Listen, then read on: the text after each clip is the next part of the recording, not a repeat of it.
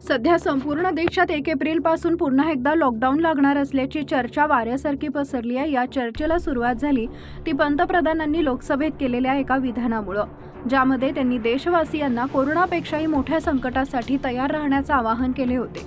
या विधानानंतर लोकांमध्ये भीतीचे वातावरण निर्माण झाले असून 2020 सालीच्या लॉकडाऊनच्या आठवणी ताज्या झाल्या आहेत।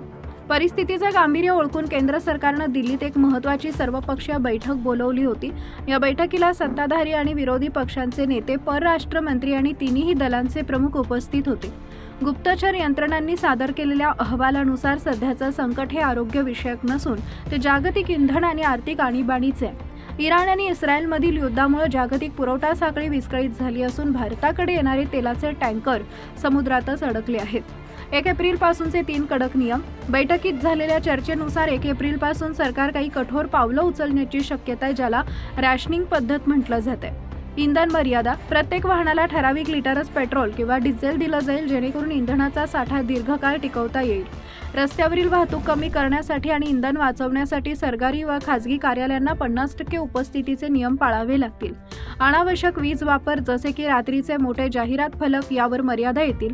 तसेच गॅस सिलेंडरच्या बुकिंगवरही काही प्रमाणात निर्बंध येऊ शकतात। लॉकडाऊनच्या अफवांमुळे नागरिक मोठ्या प्रमाणात पेट्रोल पंप आणि किराणा दुकानांवर गर्दी करत आहेत।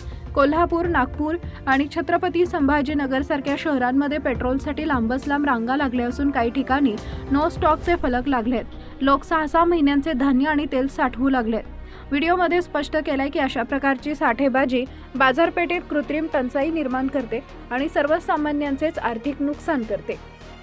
जागतिक परिस्थिती आणि भारताचा दिलासा।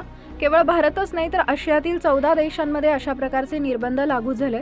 श्रीलंका आणि बांगलादेशमध्ये इंधन संकट गंभीर आहे। मात्र भारतासाठी एक दिलासादायक बातमी म्हणजे स्ट्रेट ऑफ हॉर्म्यूज हा काही समुद्री मार्ग काही अटींवर खुला झाला असून इराणने भारताची तेलाची जहाजं सोडण्यास सुरुवात केली आहे। जरी हे तेल भारतापर्यंत पोहोचायला वेळ लागणार असला तरी त्याचे दर वाढलेले असले तरी पुरवठा पूर्णपणे खंडित होणार नाही। व्हिडिओच्या शेवटी नागरिकांना संयम राखण्याचं आवाहन करण्यात आलं। हे संकट कोरोनासारखे घरात कोंडून राहण्याचं नाही तर उपलब्ध संसाधनांचा काटकसरीने वापर करण्याचं आहे। 1 एप्रिल ही नवीन आर्थिक वर्षाची सुरुवात असल्याने नवीन धोरणं लागू केली जातात। त्याचा अर्थ पूर्ण लॉकडाऊन असा होत नाही।